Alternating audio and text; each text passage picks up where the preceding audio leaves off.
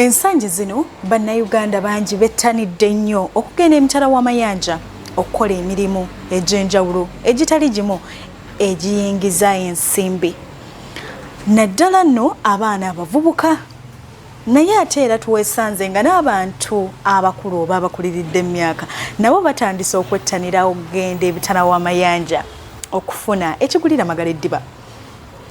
Tuzze enfunda nnyingi bannayuganda bangi nga beebuuza ensonga eno eva ku ki? Bbula lya mirimu, bantu kwagala kuyingiza kasimbi kawera n'ensonga ezimu ezitali ezo. Olunaku olwaleero no tufunye bannaffe aba International Employment Leakages Uganda Limited, bano nga batwala abantu ebweru. Tuzze okubeebuuzaako bannayuganda bangi bazze babettanira okubatwala emitala w'amayanja ki ekiriyo ekitali mu ggwanga lyattu Uganda, ate nabo kyanjawulo ki kye balina okutwala abantu ebweru ekitali ku bantu balala. Baana bangi abafuniddeyo ebizibu, baana bangi abafuniddeyo ebisago eby'olubeerera, abalala ne bafiirayo. International Employment Leakages kyanjawulo ki ekibafudde nga bo bakyali mu mulimu guno era nga bakyatwala bannayuganda ebweru okukola.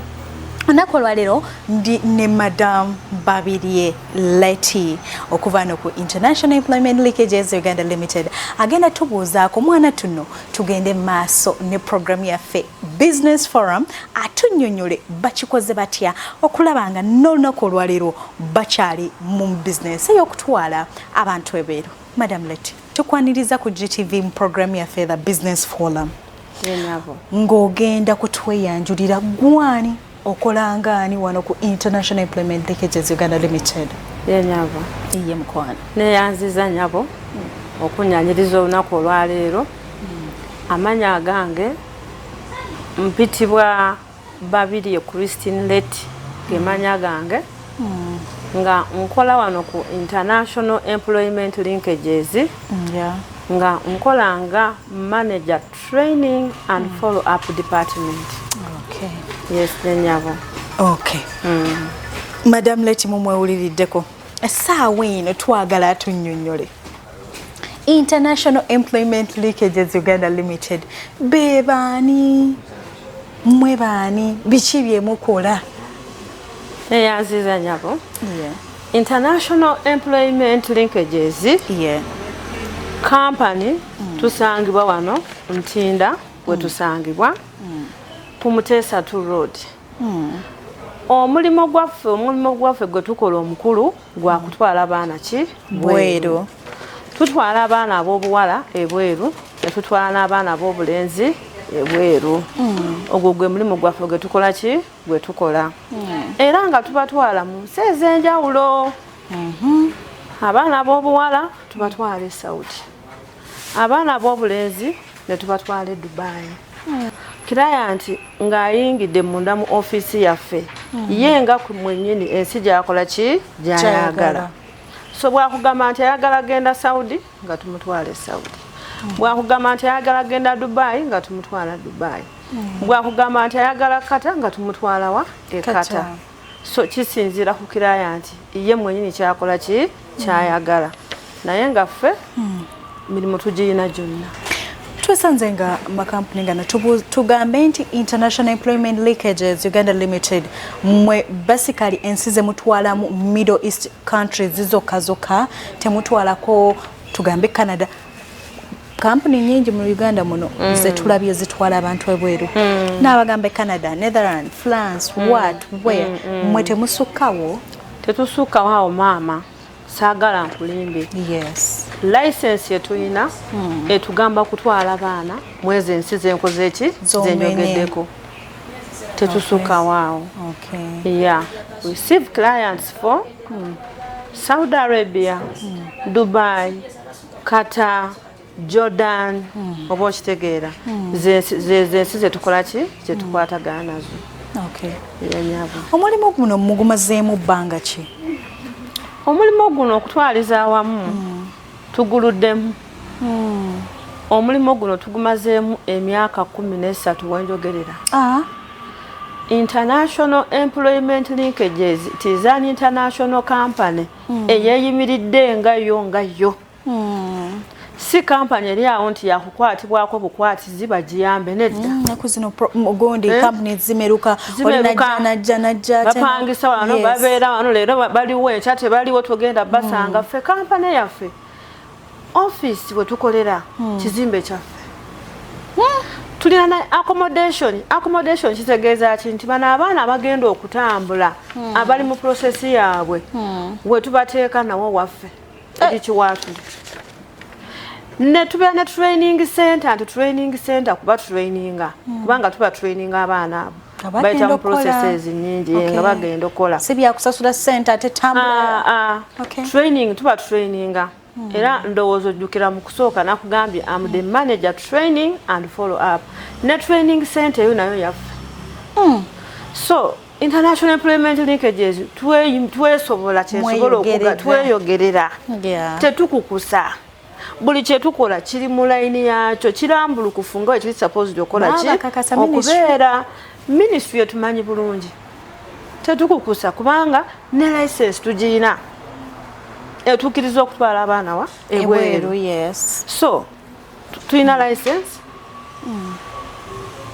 premises zaffe wetukolera nkyate tugenda kugamba nti ate munange bavuddewo bagenze obimanyi bulungi recruitment yayingiramu abantu bangi leero baliwo enkya tebaliwo leero basanga wano luliyo basanga wali naye ffe waffe tuliwo n'ekirala ku kyo omulimu tuguluddemu emyaka mingi era wembadde nzija mulimu guno muguluddemu ebbanga ddene nga bw'ŋŋamba emyaka 13 eddu kyekyabasikiriza mukadde ako okulaba nga international employment leakages mugamba tuvuddeyo tutwale abaana ba Uganda emitala w'amayanja beenogere kasimbi oba at least ko kawera kyo kituufu ko kawera kyekyabasikiriza ekyatusikiriza okutandika okukola omulimu guno mukwano ogw'okutwala abaana ebweru Uganda yonga ensi yaffe mugiraba n'ebigiri mu ssaawa zino Uganda emirimu jabbulamuko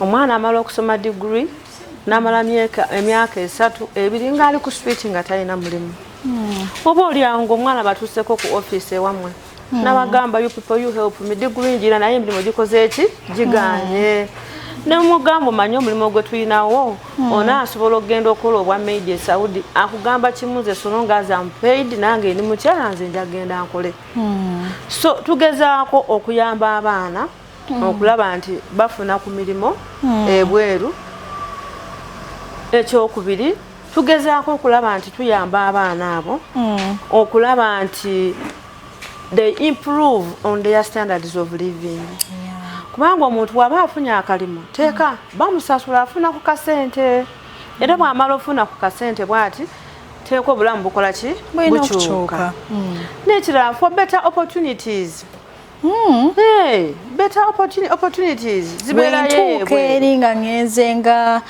tugambe waitress ngenze nga waitress are there chances okulaba nga upgrade nemba kuba waitress nengenda ku kirala nedda oba wavaano ng'olina contract yo nga tukwadde contract yo nti ogenda kola nga waitress so tukusuubira okole for the 2 years omaleko then you come back tudde ku kirala kyoba oyagadde si byakunkuumira awo kubanga jjukira olina okugenda ng'olina contract yo ffe tetukukusa abaana nga bwe nkugambye everything is streamlined basuubiza birala ave eno nga bamugambye agenda kola bwa waitress agenda otuuka eri nga bamuyingiza bupoota ffe gwe tugenda okutwala nga maid agenda okuva ku office eyaffe nga amaze okusayininga contract newagenda okukolanga ate newagenda okukolanga ne employer we tumumuwadde era nga amutegedde nga asayinize. That is good of you then. Obo kitegeera.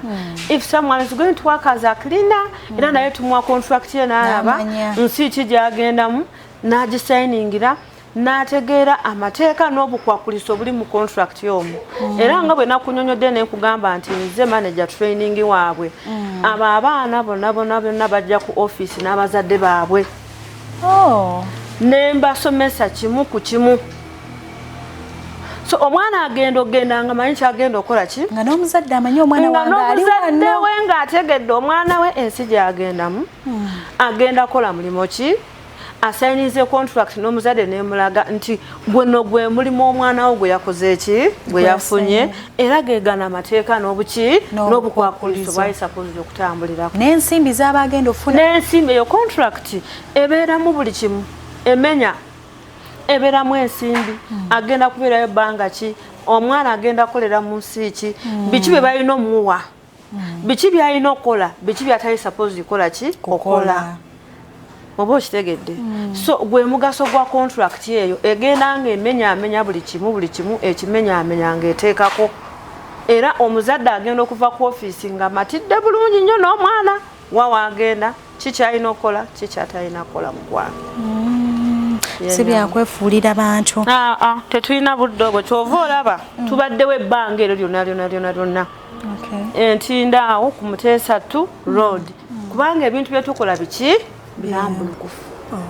yenyabo kati tuweesanze nga omuntu wayogera Saudi Arabia oba ekyondo kya Buwarabu emirimu egisinga bannayuganda gye basinga okwettanira agenda kukola bwakadaama agenda kuvuga agenda Nadhira nsomye nti nina baba nongoosa abantu nongoosa nti tugambe nti bakyala bazadde kubalongoosa baba C-section watwala tugende emirimu egyo mulina opportunity egya accessinga oba mukoma ku gino waiter waitress onaagenda kukola bwati onaagenda kukola do you penetrate into to export us to service nga gwengwa omusawo because fe betutwala tubayita ba caregivers.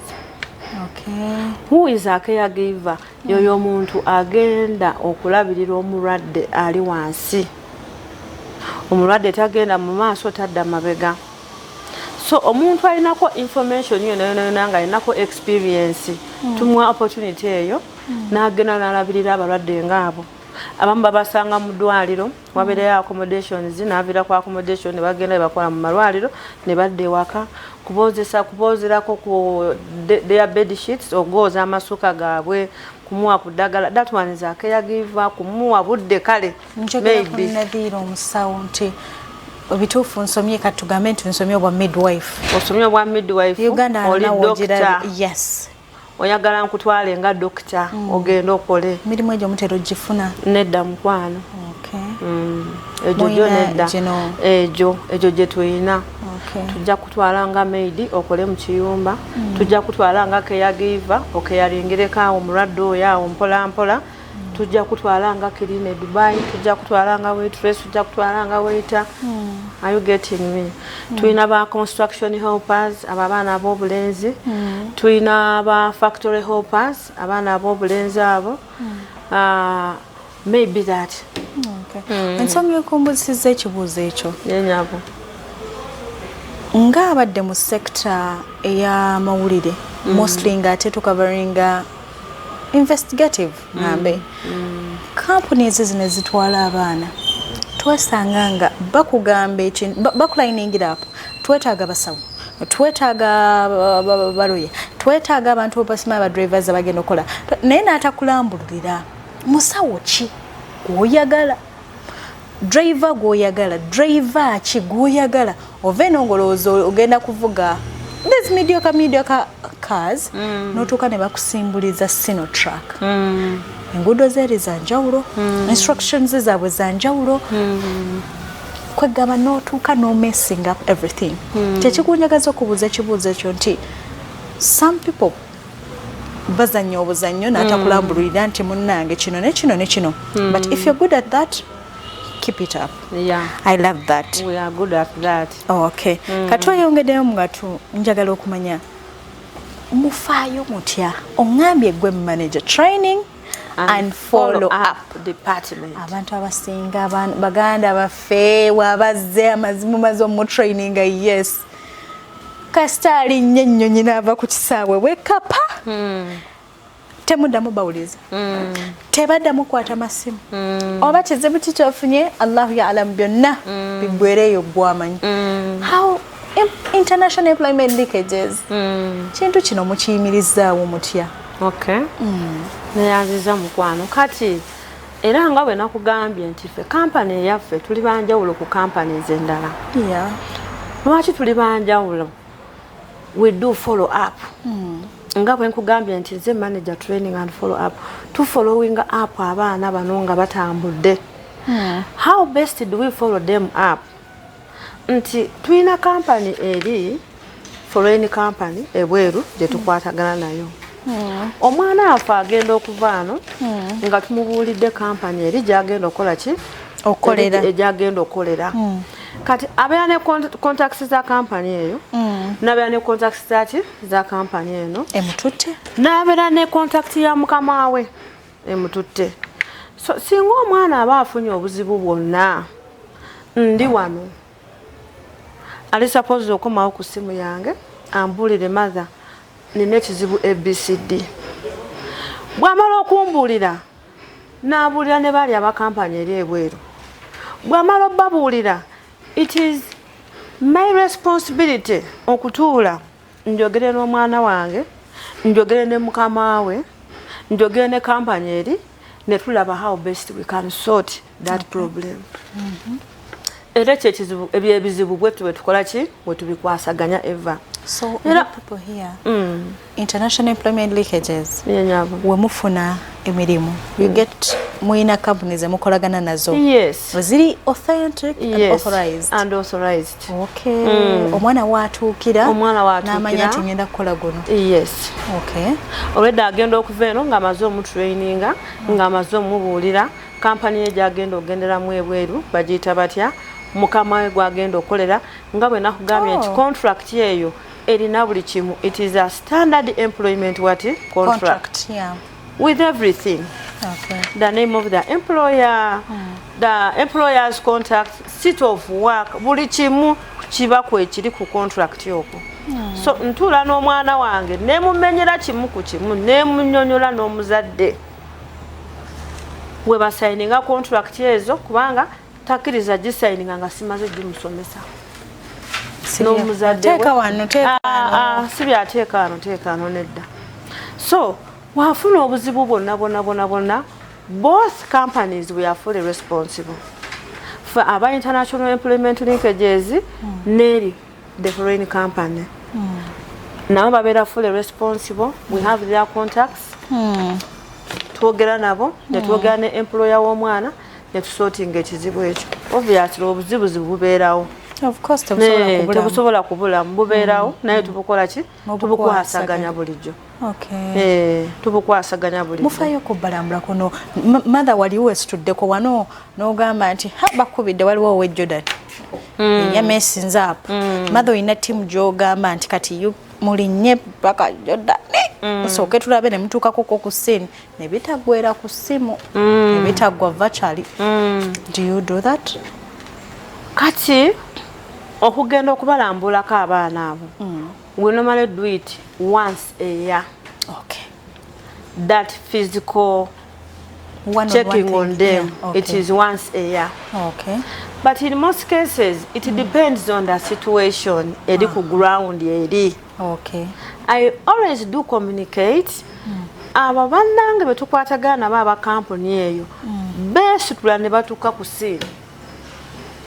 Besitula ne batuuka ku ssini bulungi we kiba kyakutuuka ku ssini ne batuuka ku mwana waffe ne bakugamba nti uno tukoze eki tumufunye. Era n'omwana ye nakugamba madam baba no bantuuseeko n'ogamba okay it is okay that has been sorted. Nika batutiisa nnyo mother ebigambo by'ongamba ndabira ddala bitujja ku kifaananyi kiri bwe batandika okugamba nti muganda wo afulumye agenze Saudi Arabia, Dubai, Qatar, Jordan. Omutima gukwewanika oti n'ogamba oyo either aliddira mu kofini naye ebigambo by'ongamba bimpaintingira kifaananyi kya njawulo. Babatiikiza bwereere.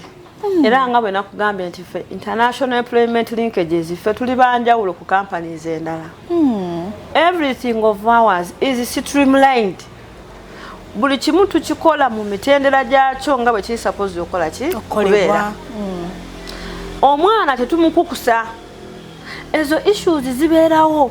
Kweyaba abantu omulimu guno ogwa recruitment gwayingiramu abaferefere aba agents abo. Someone comes in today, the following day taliwo. How do you expect that person to following up omwana wo? Definitely. How? Office agiteso myezi 3. Emyezi egiddako 3 taliwo. Omwana agenda kwera emyaka 2. Oyo omuntu omusubira okufollowing omwana. Nedda. So issues zino zalinga nyingi ku media. Nga abantu bakukusanya abaana.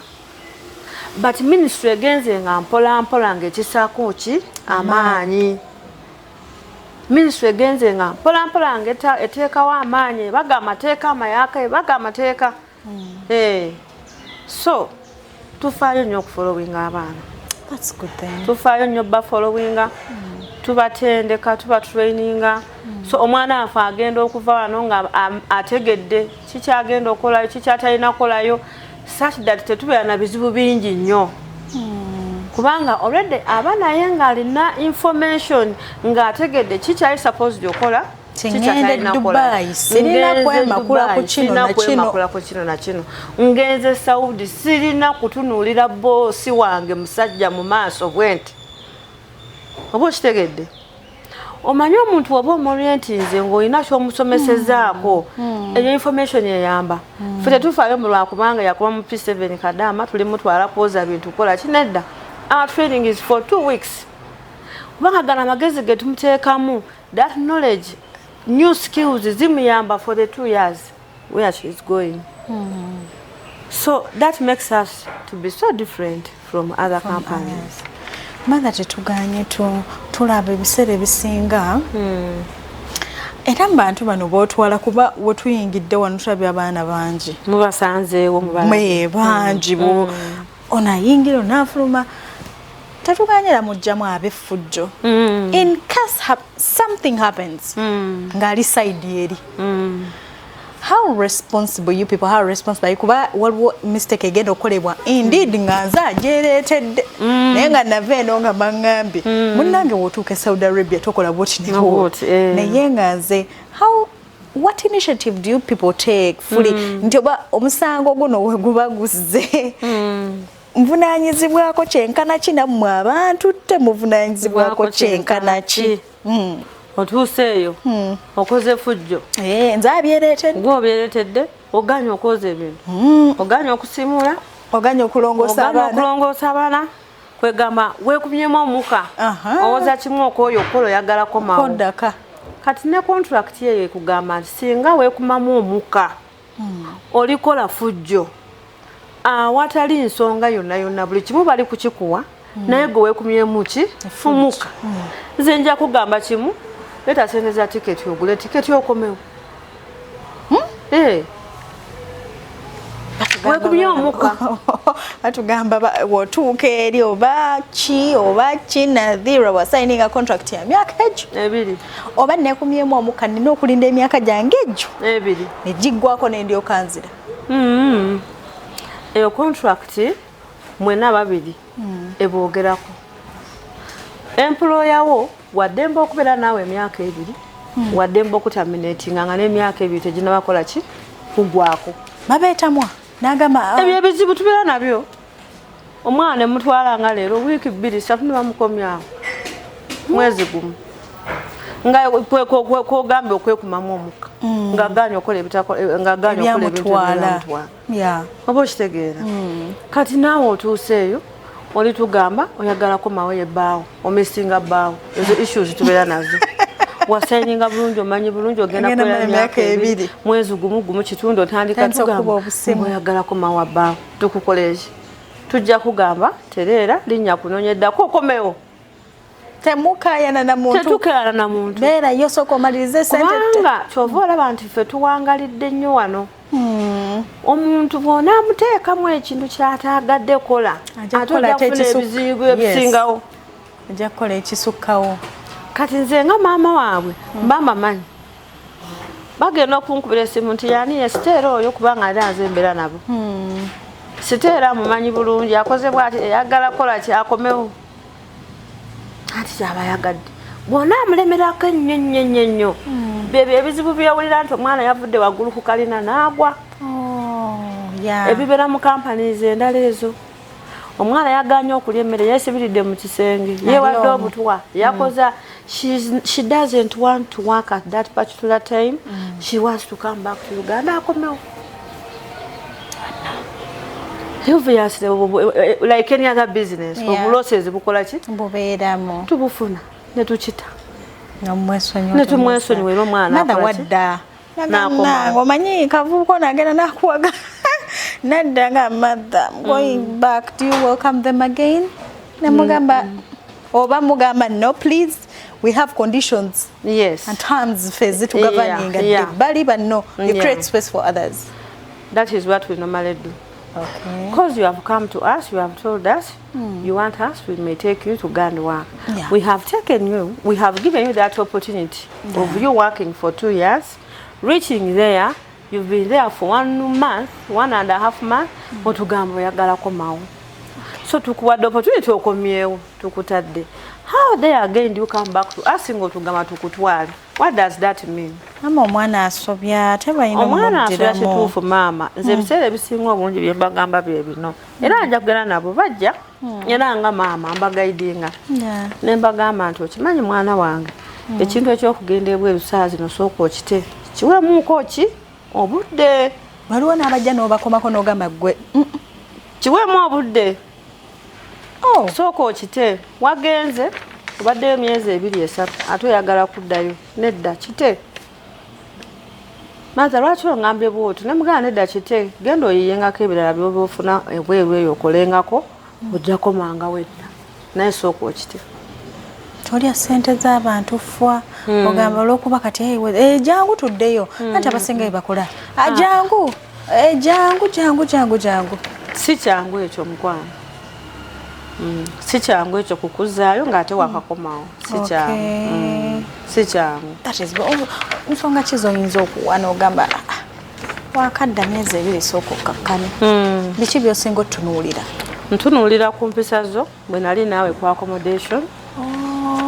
Jukira nze mbeera nabo from the start. Ni mu basomesa, ni mu batraininga, babeera awo ku accommodation yaabwe tubalabire empisa zaabwe. Ono yeeyisa atya, ono ali atya, ono anaasobola. Era ekisa kyabwe eky'okutambula kigenda okutuuka nga buli muntu mubuulidde weaknesses ze. Kuba nze mbeera nabo. Nsooka ne ntunula ekyo. Ne mugaidinga ne mukansolinga ne mugamba kale kamuleka agenda akole ndowooza ayize. Ate era bw'atuuka eyo n'owulira the same what? Complaint. Akomyewo after 2 months bamukoze eki? Bamukutumukomezaawo. So I don't expect you again okugenda mu maaso with such a what? A client. Muwa obudde mugamba sooka olindeko, sooka okakkane. Oba okitegedde? Abamu nanti baba swapinga. Eyo badde Saudi Arabia kasuke Jordan yaddeeyo. Because there is also that alternative. Baba swapingire wakati mukuba wa n'amasimusimu ge bakuba baba swapingire eyo. Nagezaako awalala nala. Okay. Mother tulabye. Abaana bano batuuka. Abamu. Most of them abasinga. Yes, obuzibu buno obutonotono weebuli naye ate abasinga. Oli agenda n'akola akasimbi ke. Era n'olaba nti muganda wange agenda bweru. N'olaba ennyumba ya mama agiddaabiriza nga wallahi ssente ze muziraba nti akola.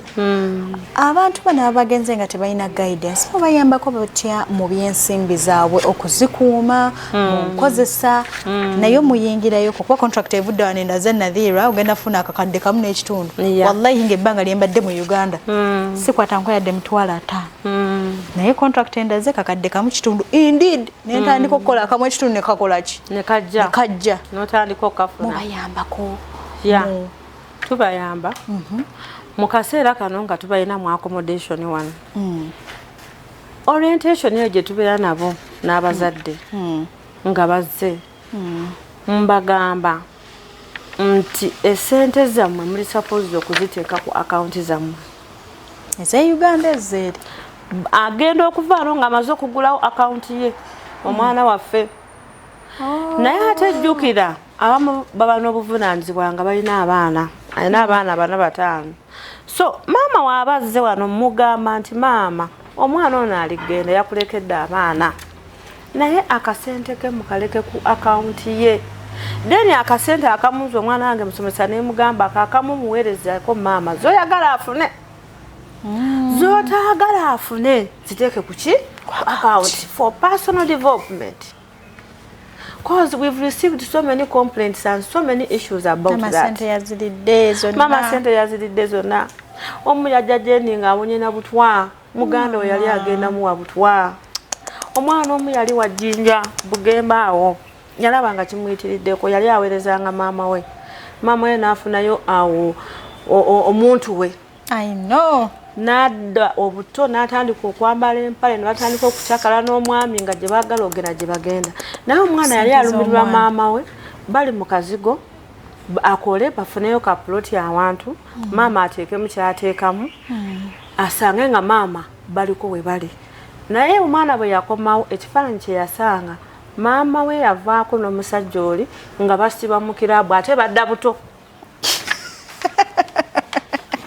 Nga tufundikira mudakiika nga yes mudakiika nga seconds yenyabo kawulekera abaana mu kitundu kyaffe kino ekisooka tukome mu kyokubiri yenyabo kobalekera kaki kasente abaana kensobola bagambayo abaana bange nze abaana bange bagamba kimu nti bakyali bato balina okwekolera bajje gye tuli Faba International Employment Linkages tubatwale bweru bagende bakole kale bajja kubeera bulungi kati omulemu ko mu kitundu kyaffe ekisooka tugenda kudda n'ekitundu kyaffe ekyokubiri mwongere tulambululira IEL bye bakola.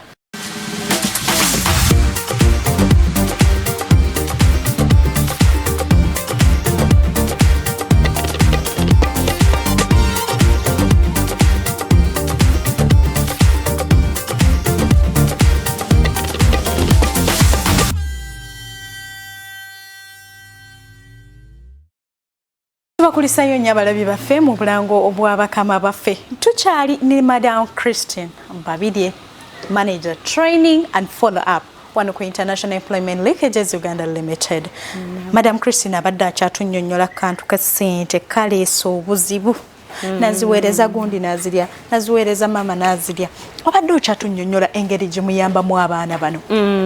Mukuma akasente kaabwe kayambako ku family ate n'abalala ne bakeesigaliza kyetutalaba mu bantu balala mukikola mutya kati ennaku zino kyenkola mpita aba banka mwana ku mwana simukkiriza kufuluma nga talina ki account namba ye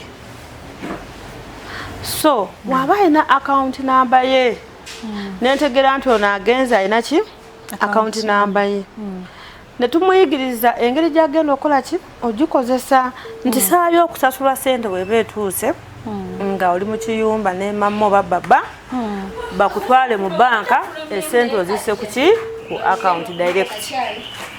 Then waliwo abalala nga agenda kozesa Western Union. Waba amaze okozesa Western Union eyo maama ali suppose okujjako ezize denye sente zisigadde ezimu n'atera omwana wange kuki ku account naye n'amuweereza receipt nga naye bwe yamuweereza ki receipt. So mbagamba waba takuwadde receipt omwezi ogusooka n'atakuwa receipt omwezi ogwokumeka ogwokubiri maama wamugambye obukadde 3 buubwo mukozeseko akakadde katya kamu obukadde bubiri muntere ku account yange mumpe receipt. So nabagamba nti naye bw'otafuna receipt mulundi gusooka na gwakubiri ngeri ekkuba olita tandika kuweereza direct kuki ku account yo kati otegere nti maama njagala akozeseeko emitwalo 6 egigenda okugulira abaana emmere ebikoze bitya byonna n'ebiringa ebyo kati sente zisigadde nawe neweetera ku account esente zisigadde n'omuweereza. That is how we have managed the issues of money. Naye wabula byali bituyitiriddeko brother wange alidde nina omwana yankubira essimu nanga amaza ndi bubi brother yange alidde sente zange zonna bwe nayita brother wano ku office yangamba kimu abantu simanyi kye baagala konze ate olubadde oyo omwana mama yamulekanga wa myezi 8 mukazi wange gwe nayanjudde nenkola n'embaga mukazi wange ye yamukuza yalinga maama we nakoze kibi kikibi kikye nakoze okugenda okwanyula oyo maama we nemukuba n'embaga naye Madam Christine tunuliramu omuntu nakuletera such a situation such a case n'ogamba how best am I handling this mama we yafa she was 8 months ono brother we n'oyo mukyala we be batekinga over bamukuzize bamusomeseze bamutute ebweru brother we gwawereza sente nga gwamanyiye mama oli ye taata oba okitegeera at the end of the day they have misused up the money bali ku magoba gaabwe bali yako so yanga makimuze mbale emmere gye yali okuva nga myezi 8 abantu bazibu tebasiima na kusiima nze namugamba zino sente ezisooka zange zaffe ddamu okole ez'okubiri ze zigenda okubeera ezizo Madam Christine yakoze bubi so I was in that scenario whereby omwana ali kunkaabirira manye enaku gyayitamu sente bazikozeseza ate laba brother we gwawadde sente naye byakola ki byayogera. So at the end of the day I had to find a better solution for them. Enaku zino sibakkiriza kuvaawo nga buli muntu talina ki account ye. Okay. And we always follow them up. Tubachekingako n'omubuuza bakuwadde salary. Ozi banki nze. Yeah. Era kyembadde okubuuza nti babona ayinza okwekyusa. Yes, you people you've played your role. Our role. Naye baba n'atuuka kasente omwezi ogusooka tamba. Nonga akale kangumiikirize n'ogwokubiri nego. Do you how best do we follow up? Yeah. We normally follow them up. Abaana bange bagamba gross period y'abantu abo gye baatuwa giri myezi 3. Nti singa batamuwadde gusooka agumiikirizaako n'ogwokubiri n'agumiikirizaako guno ogwokusatu n'ambuulira nanga amazi okimanyi nyingidde gwakumeka gwakusatu. It is my responsibility okwogera ne baba ne mama to find out why the girl is not paid what salary. Yeah. So I always hear from side A and side B. Tibambuulidde nange nembulira omwana wange nemugamba okimanyi mama agambye lindamu wiiki emu 2 bagenda kuteerako sente. And in most cases sisi nti abaana baffe bagenda ne contracts whereby nti baba also signed nga ali ready okubeera n'oyo omwana waffe nga ne sente azimanyi ezo issues zibeerawo naye ntinyi nnyo. Era we bakunnyonnyola employer bwakunnyonnyola n'oyogera naye I always follow them up era n'olaba nga omwana bamusasudde ki sente ze. Jjukira teyagendera ku bigambo tebyali bya mumwa. There were written documents omwana zeyakola ki zeyagenderako. Yeah, there was a contract which was signed by both parties.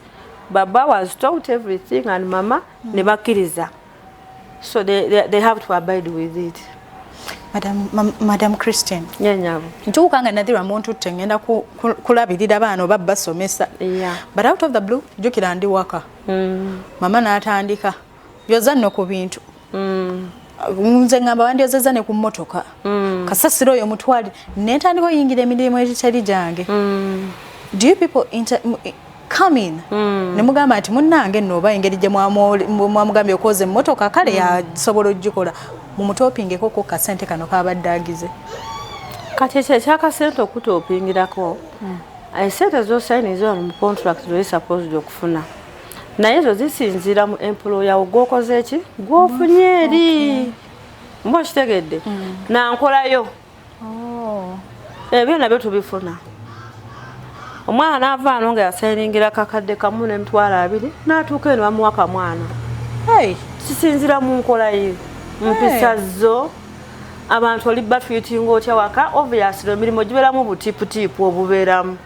Omuntu akuwadde abaana be 3 balabirire akomyewo ebyana byonna bisanyufu biri very happy n'otandika n'okulaba ebirabo ebirala ng'amasimu babagulirayo amasimu amapya engoye biki. So these people are good okusinza ku kifaananyi kyandi okwewunya ekifaananyi kye tubadde tulina kye batupaintingira abantu abo they are toxic but they don't even gift. Naye ate ongamba nti bakuwayo ne ku ssimu bibeerayo ne bakutwalako out bibeerayo. Mwana akubira essimu n'akugamba maza nze ndi eno ndi bulungi maza natuuka maza wannyambira ddala bangulidde essimu n'akuweereza ebirabo by'engoye n'akuweereza ebirabo bya ngatto n'akuweereza mama n'agula n'engoye ne bazitikka eno ne bazireeta ne Kampala ng'omwana ali eno famire y'ono omwana ne bagenda ne bakola ki ne bazireceive. Are you sure? I'm cock sure. Those things normally happen. I'm cock sure. So kisinzira nawe mu mpisa zo mu nkolayo omulimu ogwo n'ogumanyi nkolayo mpisa zo ogukutta otya? Mpisa kikulu nnyo looza n'abali nabo bakitegeddemu. Yongera mulimu gwonna gwokola yongeramu ku birungo ebirungi bijja kweyunira ate bijja kujja gy'oli. Madam Christine ndowooza ngenda kuta nfune ku muntu omulala naye ate mbeeko bye mubuuza saagala tubeere kyekubira lwaki babuuza oyo yekka balabika I want someone else tufune ku mulala yes tube nga tugenda mu maaso sibula abalabi nayanziza olw'okumpulirizaako nsigadde nga nze Christine Babirye Eleti owa International Employment Linkages bannange tubanyiriza mujje waffe ku office Entinda tuli mu kutwala abaana ab'obuwala tuli mu kutwala n'abaana ab'obulenzi tetulekerangako emirimu gyonna gye mwagala abalenzi mujja gifuna mujja kgenda e Dubai tujja batwala e Qatar tujja batwala e Saudi tujja batwala mu nsi gyonna abakoze eki oyagadde ebya payments tujja bibabuulira nga mutuse ku office mujja kutwenyumiriza mufe aba IEL mujja kutwagala namwe mujja kubeera bulungi ffe nga IEL bangi batulinako obujulizi bangi nnyo abatufunyeemu abamanyi bye tukola so namwe tubanyiriza mujje gye tuli tubatwale. Thank you for listening to me. Enamba y'essimu enamba eno ze namba za office it is 0702 74 74 12 2 65 65 oba okuba ku 0787 noti 78 noti 778 nedda noti 787 noti 787 nkaaga mu mukaaga 66 89 89 31 asatu mwemu zeze namba zaffe eza International Employment Linkages ojja kuba otufuna tulina ne TikTok page weri tulina girwaninga Madam Christine Facebook and everything. Toyanziza nnyo tweyanzege.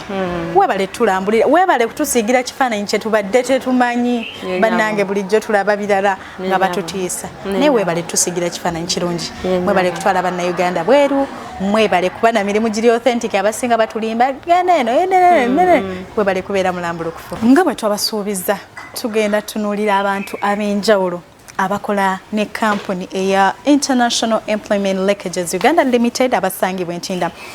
Tubadde mu kitundu kyaffe ekyekiwedde tubadde ne manager follow up and training Madam Christine. Right now tuline managing director owa IEL Madam Apio Gloria. Ngagenda tulambululira tutunidde nnyo ku side y'abaana ab'obuwala biki ebizibu bye basanga tulambululire koko abaana ab'obulenzi bano mubayambe batya. Yes tulaba skando zaabwe zo ziba si nnyingi nnyo nga zaabawala but nga IEL musobola otubulira biki bye mulinawo ku by'abaana abalenzi kusoomooza ki abaana bano gwe basinga okufuna. Okay, webaga kubeera nga twagala ba cleaners ba drivers ba security guards ba factory helpers betusinga otwala e UAE then abalenzi tebatera beera n'ebizibu bingi bwe batambula maybe because bo babeera in accommodation compared to domestic workers tino babeera mu nyumba ya mukamaabwe kati bo babeera mu accommodation mirimu gy'abasajja n'abakazi. Okay. Bali mu nsi ki okusinga musinga batwala mu nsi ki? Abasajja tusinga batwala mu UAE, United Arab Emirates, we muli Dubai, Abu Dhabi, Halain, and then tusinga netwala Qatar. Qatar nayo tutwalayo abalenzi, then Bahrain nayo tutwalayo abasajja bateragenda nga ba security guards. Okay. Abasinga bagenda obajja wano bamugjawo nga bamugambye nno ogenda kukola ku farm, you're going to pick eggs, you're going to a factory kuyamba koko, but they end up getting ensi zino gye tuzimanyi nti baba mu ntalotalo with the from these people. shifter ne baba yingiza into those things? Before we accept a contract, nga company, tutera gendayo.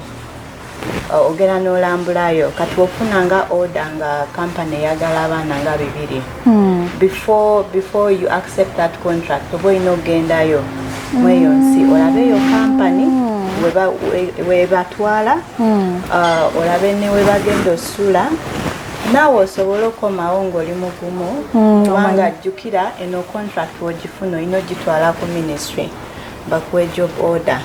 So naye tosobola twalayo ekintu nga naye toli mugumu. So omuntu wagamba nti no bagenda nga ba cleaners olina okulaba nti no bagenda nga cleaners kubanga ne contract zebasayininga ebeerako cleaner then webatuuka eri era still tufollowinga up okulaba nti no kituufu bagenze nga cleaner obanga waliwo ekizibu we make sure we intervene immediately naye tetunafuna obuzibu bwonna ky'abaana bagenze nga ba cleaner be Uganda webatuuka eri balikola mulimu mulala. Madam Gloria twaba nti akasente kano kajja mu by'okusasula ensimbi zino abaana b'obuwala baba favoring naye emirimu gy'abalenzi bano oba ngambe ejeje oba ngambe engeri gye giriko kasarala akanenene n'okusinga kano. You people don't overcharge? No, we don't overcharge. Kwatwesanga abamu sometimes the maids mugenda n'okugamba nti twagala baana bawala 5 nembaga mujje naye 6 n'ensanvu n'akakadde estimating naye ku bwe kituuka ku balenzi 3 input 3.5 5 million input esinziira ku mulimu then mukamawo eri kyakuwa ati emirimu egimu gijja nga eriko ticket egimu nga tegirina ticket. So it depends on the job. How often do they come to go? Jijja every month, jijja kuba waliwo oli eyandyagadde nga indidde ez'aka ticket tazina naye nga kisinziira kyowaba omuntu tumugamba abeera ng'okebera ku our website beera ng'okebera ku ki kubanga oluusi tufuna emirimu nga omulenzi ateekamu miliyoni emu yokka oba mitwalo 8 naye ng'olina okuba ng'okebera okulaba nti noki egyo mirimu weeki. You tap into them. Temulina kyakwira mumanyi abamu bagamba nayo ka segment kenaga kati mulinde sijja bonna mulinamu bogamba nogo temubayina. No, there is no segregation here. Everyone we treat them the same. Oh, that's so good. Yes. Tulabye issue ya passports. Yes. People got that side. But boss bemba tuteko oba it's a company ngeyo they grab their passports ne bazisigaza mwana nasanga ekizibu ekyokuba nti okutravelinga back ne kibeera kizibitsa tag of okugamba mukama wo give me my passport what and what. How do you handle such situations? From my experience, if someone has gone through a recruitment company, that is the ethical recruitment, tubanyonyola, why is your passport with your employer or the company? Katijukira, some of these people we deploy, simuno, they are very smart, so they may end up getting other smarter people that side. So sometimes it's just for safe custody. And on contract work after every 2 years, their passport has been returned to them. We've not had experience, mana gamba kamanga made the passport. No. So baba tu say baba yigula. So basaininga kubanga webatuukeyo batukira ku office ne basaininga. Tino passport yange njiwaddeyo kubanga baba wa residence ID gyokozesa okutambula kubanga tosobola atambula nga tolina any identification. So webakuggyako passport at least bakuwa residence ID gyosobola otambula kubanga balenzi are free to move. So at least that ID osobola atambula nogenda ku shopping mall nogenda if you want to check on a friend no bikola. Are you sure? Ekintu kino era mpulira katimba the ringo obwongo. The picture you're painting, it is totally damn different from the picture that we know. How comes your orieri ofulumana kono ogenda kone out? You go even you check on friends. Yes. You they are free, they're allowed to get out of the accommodation. And yes, as long as you're not on duty, on your free day, they have one off a week. Okay. So your one day off, you're able to visit people. As long as you come back on time to your accommodation, yes, they are free. Okay, that's good. Yes. That is very good. Okay, Kati, address. IEL. IEL, tusangibwa Ntinda Mutesa 2 Road. It's after Bank of Africa. Ntinda nga wakava kutinda ku stage nga adde Nakawa. Otuka ku Bank of Africa waliwo ekkubo gye bayita Kalema Road. We just slope on Kalema Road. We're in the first building on Mutesa 2 Road. That's social media platforms. Then on our social media platforms, Twina TikTok, it's IEL Uganda. Okay. Abroad, jobs abroad. Then Twina Facebook, that is International Employment Linkages Uganda Limited. Okay. Yes. Numbers of SIM. Numbers of SIM is Twina 0702. That is Airtel? Yes, Airtel 0702. Okay. 741 265. Yeah. Then MTN it is 0787 66 8931. Oh. Yes. Okay. Your last words to the viewers of GTV. The viewers of GTV encourage you to take up the opportunities we have. Currently we have opportunities for cleaners, factory workers, domestic workers. We have jobs in the UAE, we have jobs in Saudi Arabia. Do not miss this opportunity. You can come to our offices for all the inquiries, or you can call us. Okay. Abalabi baffe abalungi namwe mubyewuliriddeko, saagadde kwekubira nti leero katwogereko noono bantu banjawulo okuva mu departments ez'enjawulo. Bingi ebyogeddwa ku bantu abakola ebweru, kifaananyi banayi kyemanyi sinze nzeka abadde n'ekifaananyi kiri ekibi.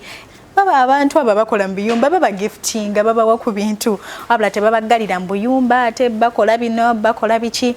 Mubyewuliriddeko mujje Ntinda Mutesa 2 Road mu International Employment Linkages mujje mufune emirimu mugende mukole banange n'ensi kukola. You have to work akasente akako kawoma to the climax. Come to IEL ofune omulimu ogenda okole. You'll be better. Our target is all to have that good life that we never had in our childhood. Program ya The Business Forum olunaku olwaleero bwe tubadde tukwatagane ate olunaku olujja n'abagenyi baffe abalala be tunaaba tubaleetedde. Olunaku olwaleero bwe tulabise nkwagaliza amakyama malungi ekiro ekirungi. Assalamu alaikum wa rahmatullah.